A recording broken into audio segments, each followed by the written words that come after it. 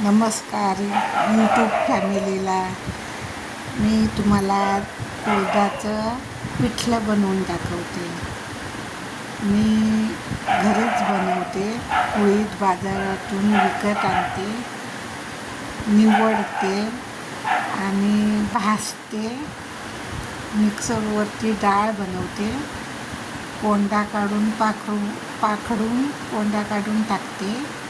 चक्कीवर दळायला देते आणि त्याचं पीठ करून आणते. वर्षभर मस्तपैकी राहतं पीठ. हे पीठ उडदाचं. उडदाच्या पिठामध्ये हळद टाकते,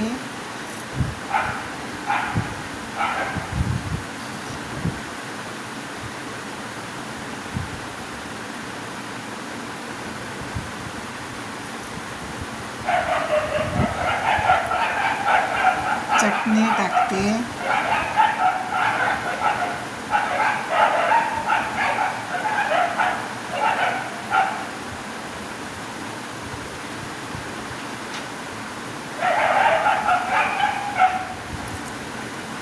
चवीपुरता मीठ टाकते,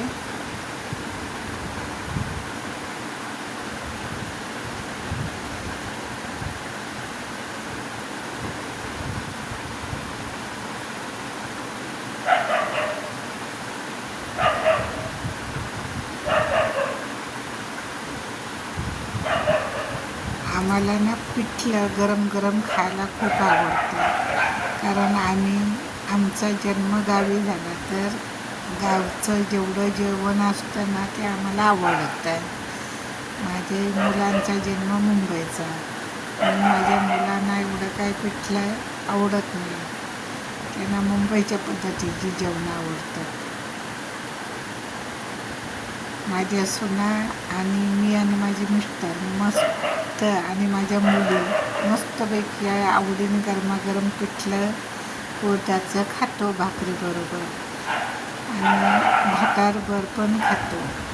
आता मी उडदाच्या पिठामध्ये पाणी घातलं.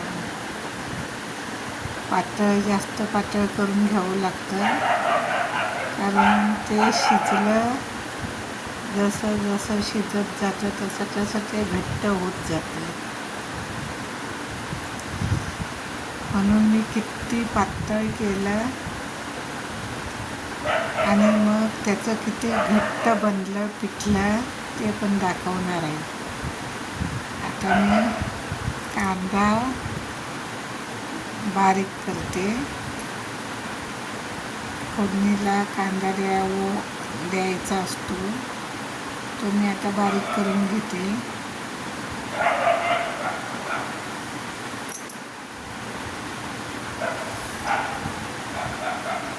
तर बाजारात पीठ उडदाचं मिळतं, पण ते कच्चं असतं. बाजारात उडदाचं पीठ कच्चं असतं. ते कच्च्या पिठाला चव नसते. मी गॅस पेटवला, तवा ठेवला गॅसवर.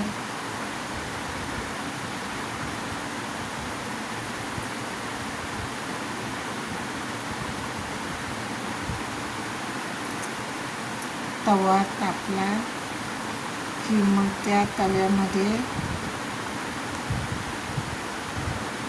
तेल टाकून घेते.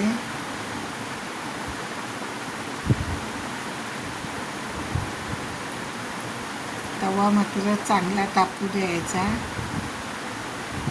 आणि मग त्याच्यामध्ये तेल टाकायचं.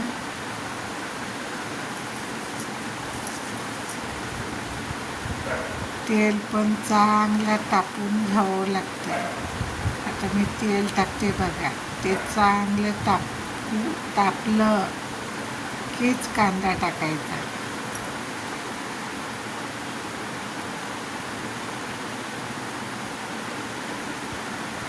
मी नवीन आहे, चुकलं तर मला माफ करा. बघा, मी आता तेल तापलं, कांदा टाकते. मला ना व्हिडिओ करायचे, छान छान लोकांना अनुभव द्यायचे, चांगल्या गोष्टी सांगायच्या लोकांचं, जेणेकरून भलं होईल. असंच माझी इच्छा आहे, म्हणून मी व्हिडिओ करते. मला वेळच मिळत नाही व्हिडिओ करायला, तरी पण मी करते. तर मला तुम्ही सपोर्ट करा, की लाईक करा, कमेंट करा, शेअर करा आणि सबस्क्राईब करा. कारण मी नवीन आहे, कारण माझे व्हिडिओ तुम्हाला आवडतील ना आवडतील ते तुमचा प्रश्न, पण मला हळूहळू जमतील व्हिडिओ बनवायला. कारण मी ना लोकांची मोफत लग्न जुळवते, त्या कारणाने थोडा जो वेळ मिळतो ते मी लग्न जुळवण्यात वेळ घालवते आणि रात्रीचे मी 2 वाजता मग व्हिडिओ तयार करून पाठवते. मला आवड आहे, कधी नाही कधी तर आपली इच्छा पूर्ण करावी लागते ना. आपल्या हातात मोबाईल आहे तर, जेणेकरून ज्यांना माहिती नसेल त्यांना ते माहिती पडतं आपल्या व्हिडिओतर्फे. म्हणून मला वाटतं, पण तुम्ही सबस्क्राईब करता, शेअर करता, कमेंट करता, लाईक करता, ह्याच्यात मला आनंद होतो. तर ते आता कांदा बघा लालसर झाला, फोडणीला देते मी. आता एवढं पातळ पीठ करून घेतलं आहे, ते फोडणीला देते. फास्ट गॅसवरतीच फोडणीला द्यायचं, काहीही असो, पण फास्ट गॅसवरतीच द्यायचं फोडणीला, तरच फोडणी चांगली लागते. तर मला ना तुम्ही जेवढं समजून घेशीला, माझे व्हिडिओ बघशीला, तर मला खूप बरं वाटेल आणि नवीन उत्साह वाटेल की नवीन व्हिडिओ करून पाठवावे, नवीन माहिती आपल्याकडे द्यायची, असं मला उत्साह वाटेल. फक्त तुमचा मला सपोर्ट पाहिजे. वेळ मिळत नाही, पण माझा छंद आहे तो जोपासला पाहिजे. आता माझं काय नातवंड पण आले, माझं संसार करते वेळी रात्रंदिवस मी मस्त काबाड कष्ट करून संसार करा. आता सुनाबाळ आले, आपलं सुनाबाळांचा संसार आहे, थोडंफार त्या मदत करा, थोडंफार मी मदत करते त्यांना. पण जो वेळ मिळेल तो आपला छंद जोपासण्यात घालावा. वेळ दिवसाचा नाहीच मिळत, म्हणून मग मी रात्रीचे 2 वाजता करते व्हिडिओ. तर प्लीज तुम्ही मला सपोर्ट करा आणि मला सबस्क्राईब करा, लाईक करा, शेअर करा. हेच मला बरं वाटतं. बघा आता मी किती पातळ पिठलं बनवलेलं, आता किती घट्ट होत चाललं आहे. ते शिजलं की घट्ट होतं आणि चांगलं शिजू द्यायचं. हलवतच बसावं लागतं, नाहीतर गुठळ्या होतील. फोडणीला दिलं की सतत हलवत राहावं लागतं. ते गॅस बंद करेपर्यंत हलवत राहावं लागतं.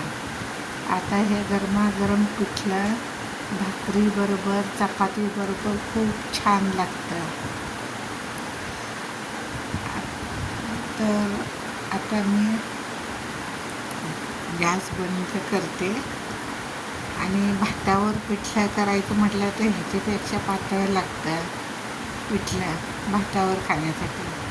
धन्यवाद.